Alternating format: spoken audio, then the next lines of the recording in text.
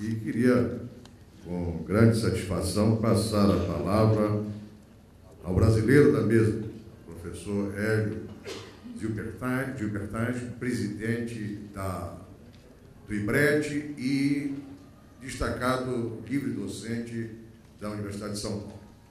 Tem a palavra a Sua Excelência, que agradeço em nome da academia por estar aqui. Muito bom dia. Primeiro,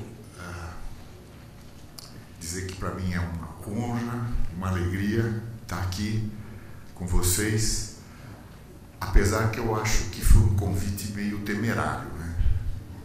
Eu vou ter que falar sobre direito do trabalho não sendo advogado. Não chega a ser um castigo, né? Castigo seria se eu fosse usar o PowerPoint. Da última vez que eu estive aqui num evento da academia, eu trouxe um PowerPoint com gráficos, com figuras, e a cada virada do PowerPoint, o professor Nelson se remexia na cadeira. Eu decidi poupá-lo desse castigo. Então hoje eu não trouxe nem PowerPoint para não ter gráficos para mostrar. Pode ficar tranquilo. Quero agradecer, professor Nelson, realmente é uma alegria estar aqui com vocês, quero cumprimentar meus companheiros de mesa. E nós tivemos um colega argentino falando em português, um colega italiano falando em português. Eu acho que está na hora de mudar de idioma. E eu vou mudar para o inglês. Vocês sabem como se diz terceirização em inglês? Outsourcing, não é? Agora, vocês sabem o que quer dizer outsourcing, terceirização? Quer dizer, é contratar fora, né? Procurar um fornecedor de fora, no caso, labor outsourcing, trabalho. Né? Mas outsourcing, terceirização, já era. Hoje existe uma expressão muito mais drástica, que é crowdsourcing. Vocês já ouviram falar nisso? Crowdsourcing. Crowd é multidão. Quer dizer, uma terceirização em massa. E é isso que está acontecendo, começando a acontecer. Eu começo o meu artigo exatamente com essa palavra, crowdsourcing. E para minha surpresa, há 2 dias atrás, eu recebi uma mensagem do Banco Interamericano de Desenvolvimento, BID, que eles fazem rodadas de pesquisas, de estudos, e eles estão promovendo uma rodada de crowdsourcing. Eles estão usando o crowdsourcing para conseguir ideias de formulação de políticas para a inclusão de pessoas com deficiência. Eles querem novas políticas para enfrentar esse problema. E ao invés de fazer uma contratação normal, fazer uma chamada, termos de referência e tal, eles estão usando o crowdsourcing. O que é isso? A empresa ou a organização recruta um trabalho pequeno, tudo picadinho, na internet. E as pessoas oferecem suas ideias, seu pequeno trabalho, por um pagamento. Quer dizer, isso é o limite da fronteira da flexibilização dos contratos de trabalho. É isso que está acontecendo. Quer dizer, a tecnologia, o computador, a internet, a globalização são tão rápidos.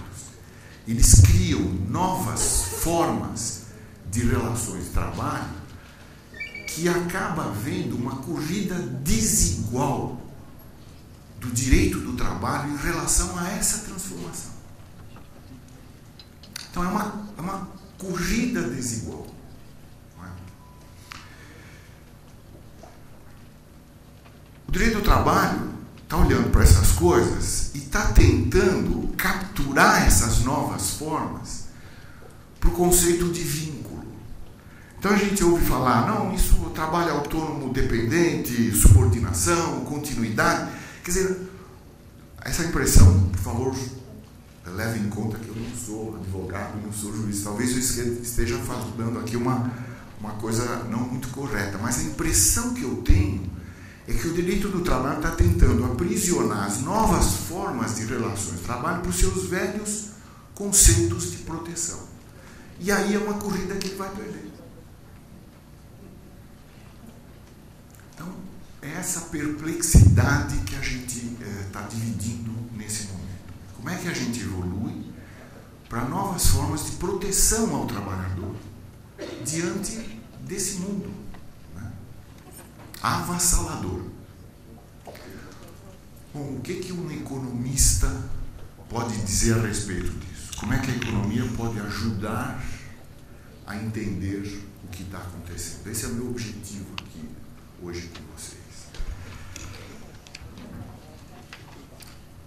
Eu vou ter que fazer uma digressão sobre economia e economia do trabalho para chegar no ponto. Eu acredito que nós, economistas, temos uma contribuição interessante, uma perspectiva diferente para oferecer para o direito do trabalho.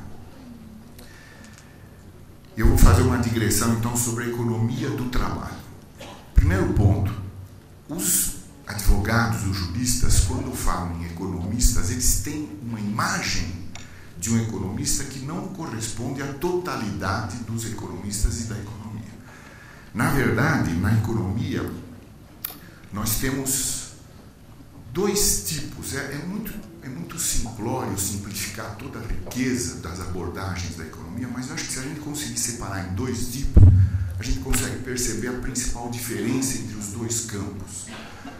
Um é o campo dos economistas ou da economia neoclássica, mas não é o único. É o principal campo, é o mainstream, mas existe uma parcela importante, muito grande de economistas que seriam os economistas institucionalistas. Em geral, os juristas desconhecem esse lado. Esse lado é muito próximo do direito do trabalho.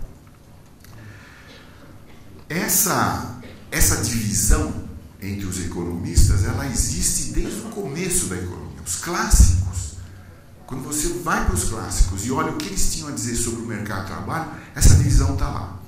E ela continua até hoje. É um debate muito intenso, muito profundo. Eu vou tentar trazer um pouco desse debate aqui hoje, porque isso vai ajudar a gente a entender o que os economistas têm a dizer sobre esse momento.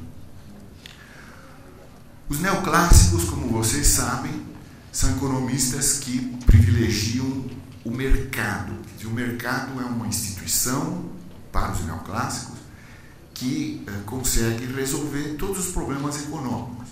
E quanto menos o Estado interferir no funcionamento do mercado, melhor.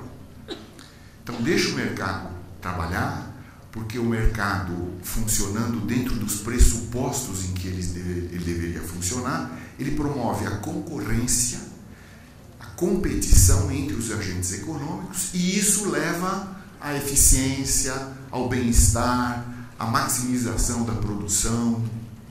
Essa é uma visão, estou simplificando bastante. Existem pressupostos nessa visão, e esses pressupostos nem sempre se verificam, e esse que é o problema. Se os pressupostos se verificassem, estaria perfeita essa visão. Para o neoclássico, o mercado de trabalho não tem nada de diferente em relação aos outros mercados.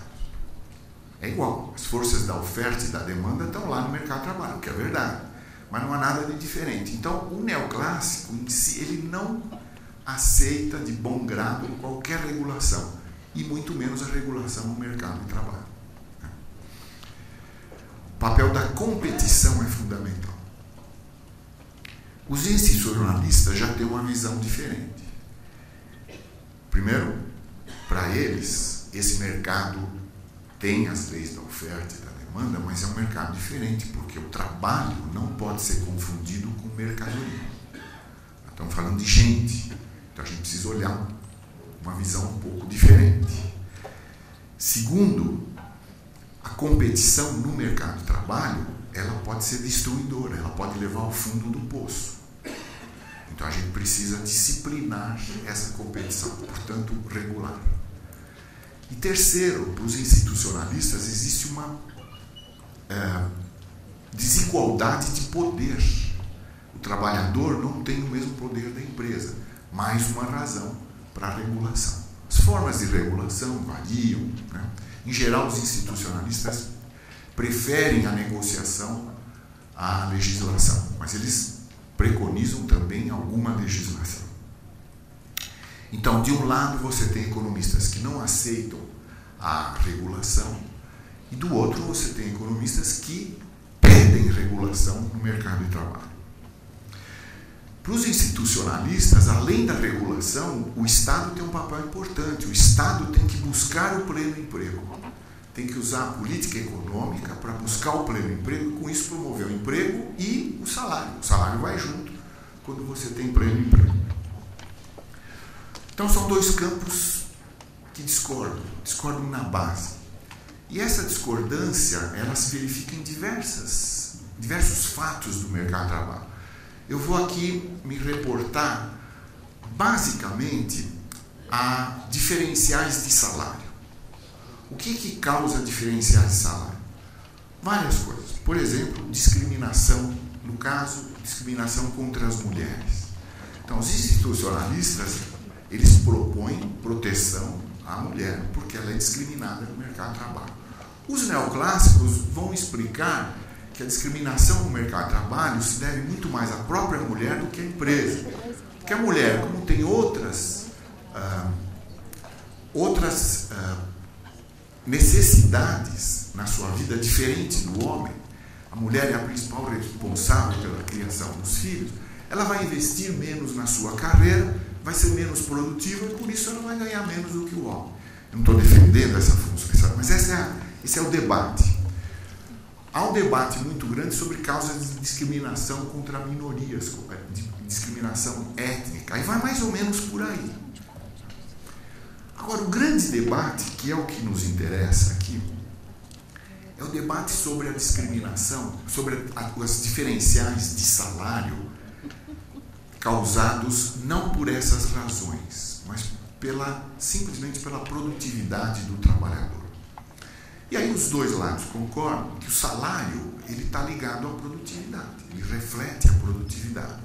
Então, se você tem grupos com diferentes produtividades, você vai ter diferentes hierarquias salariais. Até aí tudo bem. Mas o que causa essa diferença de produtividade? Para os neoclássicos, é o capital humano. Então, as pessoas adquirem capital humano. E aí elas é que podem decidir quanto capital humano elas vão adquirir. O que é capital humano? Basicamente é educação. Então, ir para a escola, fazer o colegial, fazer uma universidade, fazer uma pós-graduação é decisão das pessoas. Quanto mais você investe no teu capital humano, mais produtivo você se torna e, portanto, mais em cima na escala salarial você vai se situar. Então, para o neoclássico, o que determina a diferença salarial é a diferença no investimento em capital humano. Para os institucionalistas, eles não negam a influência do conhecimento na produtividade, mas eles olham também para o mercado. E eles percebem que existem diferentes empresas, diferentes graus de tecnologia, diferentes tamanhos de empresa, diferente poder de mercado nas empresas. E isso determina a capacidade das empresas pagarem. Então, os diferenciais de salário estão muito mais ligados ao tipo de empresa do que ao investimento em capital humano. Vejam o debate aqui, e é uma coisa interessante, os neoclássicos explicam tudo pelo lado da oferta de trabalho. É o trabalhador que decide quanto ele vai investir e, portanto, é ele que determina os diferenciais. Os institucionalistas olham muito mais para a demanda. É o tipo de empresa que determina a hierarquia salarial no mercado de trabalho. Qual que é o problema aqui? É que os neoclássicos, eles estão preconizando, e aí eles têm razão, eles estão preconizando que o Estado invista em educação. Isso vai diminuir os diferenciais de salário, vai aumentar a produtividade de todos, e todos vão poder ser mais produtivos no mercado e ganhar mais. Os neoclássicos dizem, olha, só isso não adianta, os institucionais, isso é importante, mas só isso não resolve, porque você continua a ter segmentos no mercado de trabalho. Se um trabalhador começa a sua carreira numa empresa de um botequim de esquina, muito provavelmente ele vai terminar aqui. E ele pode ter a mesma produtividade de alguém que começou numa grande empresa e que vai ter uma carreira e vai progredir na escala salarial. Então, esse é o debate. Agora, há um economista neoclássico que tem uma contribuição importantíssima, isso é reconhecido por todos, pelos dois lados. É o Becker, Gary Becker, o prêmio Nobel, e ele desenvolveu muito, essa teoria já existia, mas ele tem uma contribuição importante que eu vou dizer daqui a pouquinho qual que é, o modelo do capital humano. E o Gary Becker chegou com um insight muito importante. Ele diz que existem, além do investimento na escola, na educação, existe uma outra forma de investimento que é o treinamento. E para continuar no inglês, né, mudando um pouco de língua, a expressão inglesa para dizer isso é on the job training, treinamento em serviço. Isso também aumenta o capital humano, aumenta a produtividade e, portanto, está ali relacionado com os diferenciais de salário. Agora, o que ele diz, e essa é a grande contribuição, a grande sacada dele. Você tem dois tipos de treinamento. Treinamento geral e treinamento específico. Eu acho que eu vou estourar o tempo. Tem alguma penalidade? Vou precisar de um pouquinho mais de tempo. Tinham me dado 25 minutos, quando eu cheguei aqui me deram 20 só, já comeram 5.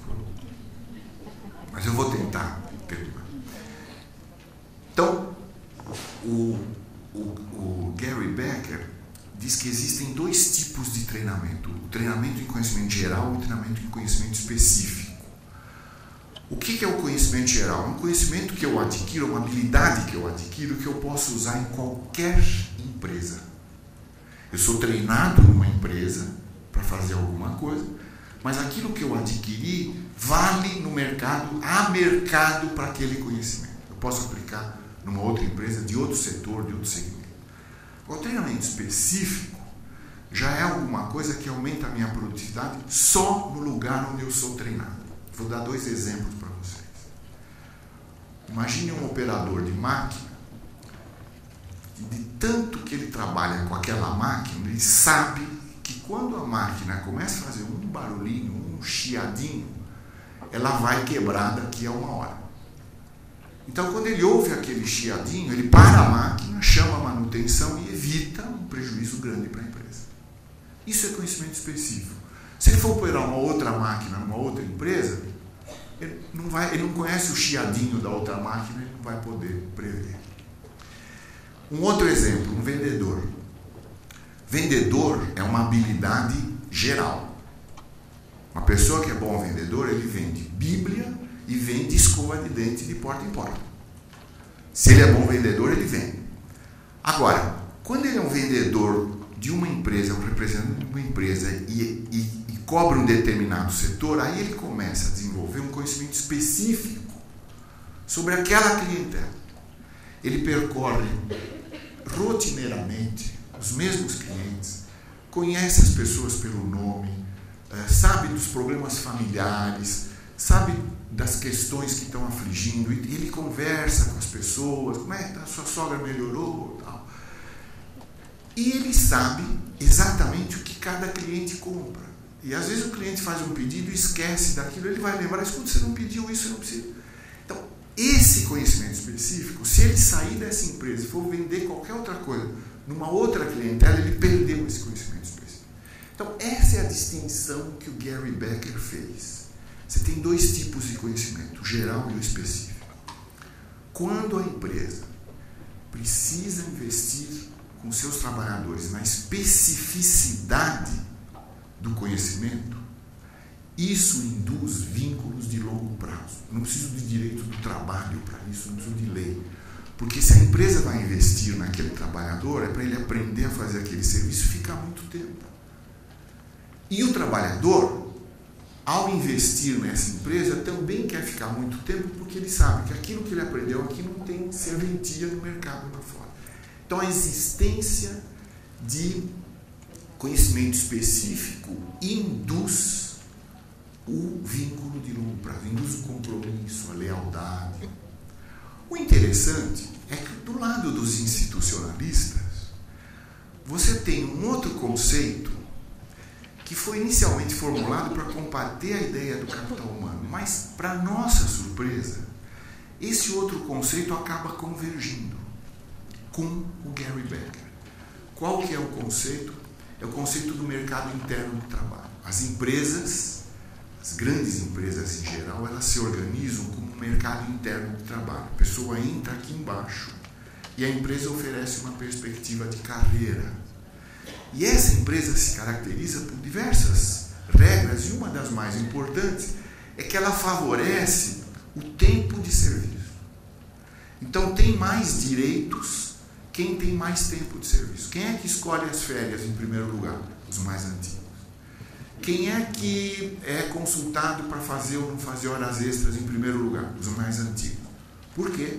Porque essa empresa quer garantir direitos para os mais antigos, para que eles se sintam suficientemente seguros e dividam o conhecimento com os mais novos. Se tiver que haver alguma demissão, o primeiro a ser demitido ou ter o contrato de trabalho suspenso é o mais novo na empresa. Então, esse arranjo é um arranjo que permite a gestão do conhecimento naquela empresa. Naturalmente, conhecimento específico. Olha o paralelismo das duas visões. Quer dizer, o Doringer e o Piore, que são as pessoas que propuseram essa ideia, eles estão pensando que o mercado de trabalho que é segmentado, as grandes empresas aqui, as pequenas empresas aqui, esse é o mercado bom, esse é o mercado secundário, e os diferenciais de salário não tem nada a ver com o capital humano, tem a ver com a estrutura da empresa. Mas quando você entra na empresa, você vê a ideia do conhecimento específico que o Gary Becker propõe. Isso é surpreendente. Quer dizer, dois campos que estão sempre em combate metodológico, de pressupostos, então eles convergem para explicar as razões da duração dos vínculos. Quer dizer, qual é a mensagem que a gente tira daqui? A mensagem é a seguinte: enquanto houver conhecimento específico, o mercado de trabalho vai precisar de vínculos duradouros. E na medida em que o conhecimento específico tenda a desaparecer, o conhecimento que se precisa para ser produtivo é geral. E aí o mercado, as empresas não precisam mais de vínculos duradouros.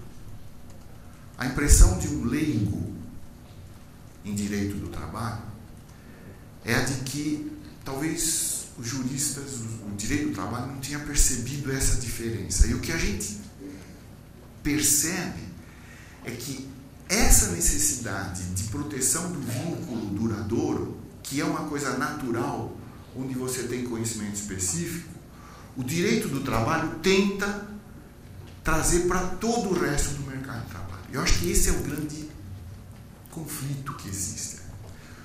Muito mais acirrado hoje, porque aparentemente o conhecimento específico está se reduzindo. O que a gente tem cada vez mais é conhecimento geral. Então, o que talvez é meio remar contra a maré, persistir na ideia da proteção do vínculo. Estou escandalizando vocês, mas me deem um tempo para eu concluir. Eu não sou um neoclássico empedernido. Não entendi.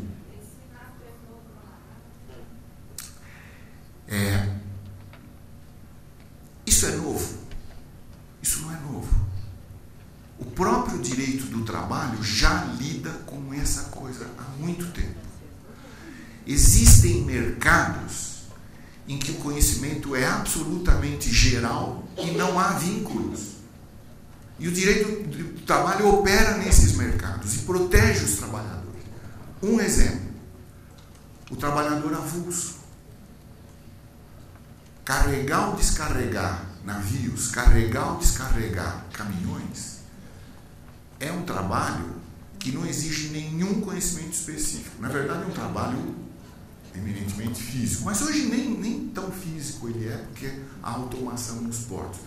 Mas o principal aqui é que chega o navio, ele precisa ser carregado e descarregado, depois vai embora. Amanhã tem outro navio, precisa ser... Então, como é que se arranja o mercado de trabalho nos portos? O trabalho é distribuído. O vínculo não é com o navio, o vínculo é com o porto, com o mercado. E como é que os trabalhadores são arregimentados? Eles se organizam no sindicato, em alguma instituição, e eles são chamados por rodízio. Essa é a proteção dos trabalhadores que militam nos portos. Em alguns países, na construção civil, ocorre uma coisa parecida. Por quê? Porque o vínculo na construção civil, por natureza, é de curta duração. Então, em alguns países, você vê arranjos parecidos com o dos trabalhadores avulsos. O construtor precisa de azulejista, ele telefona para o sindicato manda uma turma de azulejistas. E aquele contrato existe enquanto os azulejos estão sendo colocados, depois ele desaparece. Quer dizer, o que eu quero dizer é que é possível você olhar para a própria história, para os próprios arranjos, e perceber que daria para a gente pensar em formas de proteger os trabalhadores num mundo em que aparentemente o conhecimento específico desaparece. Deixa eu voltar ao exemplo do vendedor. Não tem mais vendedor hoje. Hoje, onde é que a gente compra? Na internet. Mesmo a empresa que precisa comprar alguma coisa, ela vai na internet e faz o pedido. Onde é que está aquele vendedor? Ele está operando o sistema da internet da empresa. Conhecimento geral. Mas aquela especificidade desapareceu. Parece que essa é uma tendência no mercado de trabalho. E a gente precisa reconhecer. Aliás, eu acho que o mundo já está reconhecendo. Existe uma nova política na Europa, nova faz alguns anos, que vocês com certeza já ouviram falar, que no fundo reflete essa coisa toda, que é a flexicurity. O que é a flexicurity? É uma ideia de você deixar de focalizar a proteção no emprego e procurar proteger o trabalhador no mercado de trabalho, com outros institutos, com outros mecanismos, com outros arranjos. Um trabalhador protegido para operar no mercado de trabalho de conhecimento geral talvez seja uma solução melhor do que ficar insistindo na proteção do vínculo para esse trabalhador num mundo que mudou ou que está mudando muito rapidamente. Então é esse olhar mais amplo de transformação na natureza do conhecimento que a gente precisaria ter para tentar pensar em novas formas de proteção ao trabalhador. Muito obrigado.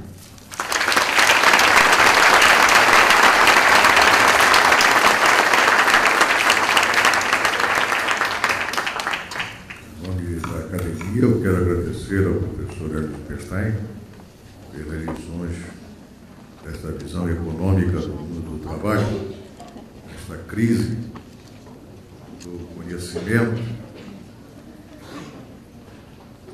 e ao cabo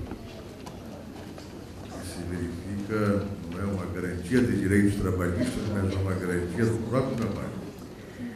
O professor de Pestein falava há pouco do avulso. Eu me recordo que aqui no Brasil, que tem aprovado uma série de leis absolutamente desnecessárias, não estou me referindo à lei que muda o nome da lei de introdução ao Código Civil. Esta é desnecessária. Mas a lei também do sexo, do jornalista, do dentista e de coisas dessa natureza. Coisas que não têm utilidade. Da lei do enólogo que basta cheirar rolha. Da lei do turismólogo que não precisa ser formado em nada. Da lei do DJ que foi toda vetada quando esquecem que não é só a Gabi Amarantos do meu estado que canta também novela da Carminha. Mas existem várias coisas legislativas que precisariam ser mudadas e nós temos uma lei do avulso. O avulso não portuário, que é uma lei do final do ano passado que tenta regular a situação do chapa. Não sei a denominação que dão ao chapa aqui, mas acredito que seja também chapa. Aquele cidadão que fica parado em algum lugar esperando alguma coisa para ganhar algum dinheiro para comprar alguma comida. Mas é um algum. Talvez um nenhum. Pois bem, agora há uma lei do avulso não portuário, que acho que pouca gente ainda, inclusive os avulsos não portuários, se preocupam. pode estar, porque terá que fazer tipo avulso portuário, através de um órgão, através de um sindicato que eles terão que criar. Acredito que este painel tenha conseguido ilustrar a todos nós sobre um fenômeno que o mundo está a viver, que talvez um dos que melhor escreveu a respeito, dentre outros tantos, tenha sido Zygmunt Bauman, com os medos e os líquidos. O medo líquido, o tempo líquido. E é no medo líquido que Bauman fala daqueles 3 perigos que o mundo está passando hoje. O perigo do corpo e da propriedade, o perigo do respeito e da sobrevivência e o perigo do lugar na sociedade. Esse proteção de corpo e da propriedade é a insegurança que nós vivemos quando nós temos que, ao contrário do que se vivia na Idade Média, os que viveram na Idade Média sabem perfeitamente disso, as cidades eram cercadas por muralhas e hoje nós temos que nos enjaular nas nossas próprias casas para termos segurança. Há uma luta muito grande de respeito e de sobrevivência, e nós queremos alcançar os melhores postos a qualquer custo. E uma palavrinha que Spinoza usava muito num dos mais clássicos livros do século XVII, que foi a Ética de Spinoza, hoje nós não temos mais. Esta palavra está sendo retirada do dicionário. A muito custo nós estamos tentando repor a palavra ética de volta, pelo menos na vida de cada brasileiro. E esta luta por um lugar na sociedade. Nós queremos a pulso conseguir um status. Queremos ser a notícia do dia. É bom bater foto. Antigamente se fazia retrato. Hoje em dia ninguém mais posa para retrato, só posa para foto. O fotógrafo passa, todo mundo faz a pose. Afora isso, o mundo do trabalho vive uma fase de consumismo. O I5 já está sendo vendido. E pessoas que não têm o que fazer, porque não têm trabalho, eu acredito, ficam madrugadas a fio na porta de uma revenda de telefone celular para comprar um tal do I5. Quando o melhor telefone celular ainda é aquele velho tijolinho que não serve para nada, mas serve para falar. Perguntava um dia desses numa sala de aula, qual de vocês não tem Facebook? Eu não perguntei quem tinha, eu perguntei quem não tinha. Ninguém levantou a mão, só eu. Aí uma aluna me disse, o senhor está fora do mundo, né? Eu disse, o meu mundo ainda é dos vivos, irreal. É melhor. Acredito que se nós conseguirmos mudar esse consumismo e passarmos a ter apenas as nossas visões de necessidade efetiva, o mundo vai melhorar, o trabalho vai ter um campo melhor. Tenho muito medo no Brasil quando se fala de crises e se criam eufemismos para acabar com o poder normativo da Justiça do Trabalho, porque eu sou a favor dele. E sou a favor do poder normativo porque eu sou de uma região onde sindicato é fraco. Ninguém tome o parâmetro de sindicalismo de São Paulo com o sindicalismo da Amazônia. Lá não tem sindicato, tem grupo. E acabar o fim do poder normativo com aquela expressão de comum acordo é querer acabar com a proteção mínima que o trabalhador brasileiro ainda tem. Da mesma forma como acredito que o artigo 7º da Constituição da República seja apenas um texto bonito para ser lido, porque a maior parte do que está ali não é aplicado. Até hoje, ninguém sabe legalmente o que significa adicional de penosidade. Da mesma forma como a única coisa que se fez para beneficiar foi discriminar o trabalhador doméstico com aquele infeliz parágrafo único do artigo 7º. Essas injustiças é que o Brasil tem que acabar. Tem que cuidar de uma coisa simples, que é regular o inciso 1º do artigo 7º e não fazer emenda a texto de ato de disposição transitória, como já fez. Que transitório. não é permanente. Acredito que, se for resolvido esse problema, nós conseguiremos superar uma crise que está às portas de todos nós e que nós ainda não nos apercebemos, que é o que vai acontecer com o teletrabalho. O parágrafo único do artigo 6º da CLT não resolve o problema, até porque ele não resolve nada. Nós precisamos resolver o problema do teletrabalho que está aí. Precisamos nos convencer que há possibilidade de terceirização de atividade inerente. Precisamos saber o que é atividade inerente, que está já consagrada no texto legal e que nós ainda não conseguimos aceitar. Porque nós aceitamos a terceirização, quando nós vamos acabar com o trabalho. Não é com o direito do trabalho, mas com o trabalho. As empresas deixam de contratar, nós não vamos mais ter emprego. Isso são coisas que nós vamos ter que ver no futuro, porque o futuro do trabalho, já disse alguém, está no terceiro setor. E esse terceiro setor envolve os serviços de filantropia e coisas dessa natureza.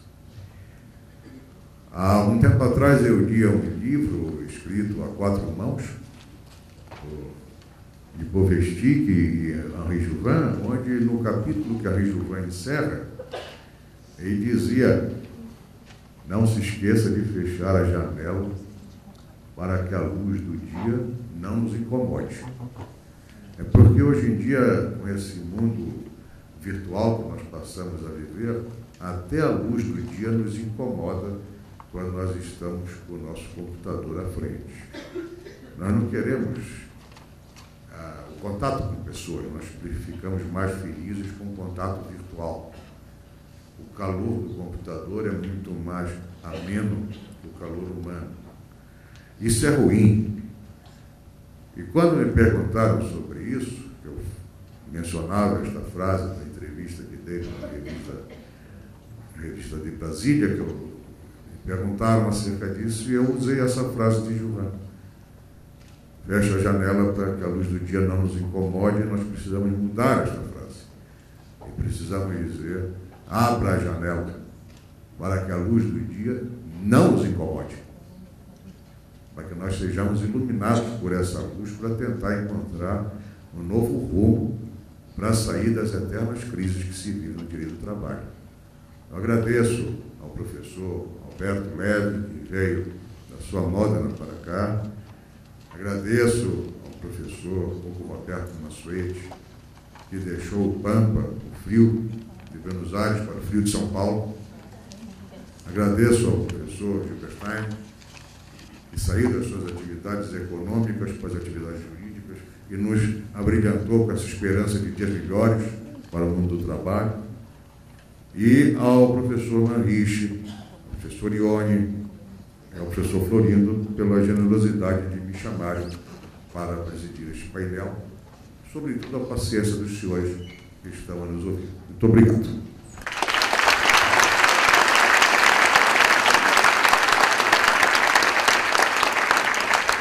Bem, senhoras e senhores, antes de anunciarmos o coffee break, apenas algumas informações importantes. Nós vamos solicitar o coffee break, que está previsto para 15 minutos, mas nós vamos pedir encarecidamente um favor. A gente vai anunciar, nós temos um serviço de som lá fora, para que retorne um pouquinho antes, porque nós teremos alguns sorteios, vamos fazer os sorteios de livros do palestrante de ontem, o Antônio Carlos Aguiar, que muito gentilmente deixou 2 exemplares para que fossem sorteados entre as senhoras e os senhores, e um livro do Amaury Mascaro Nascimento, Iniciação ao Processo do Trabalho, que estará hoje aqui, uma participação especial para esse congresso, às 14 horas, para abordar o tema Novas Tecnologias e as Repercussões do artigo 6º da CLT. Pois bem, então nós pedimos que retorne um pouquinho antes, tá bom? Ao sair, por favor, no estande da Lex Magister à esquerda, preencham o cupom para que possam concorrer logo mais no correr do dia a livros também. Então, perfeito. Vamos então ao coffee break e eu vou anunciar uns 3 minutinhos antes para a gente retornar para o sorteio. Até daqui a pouco.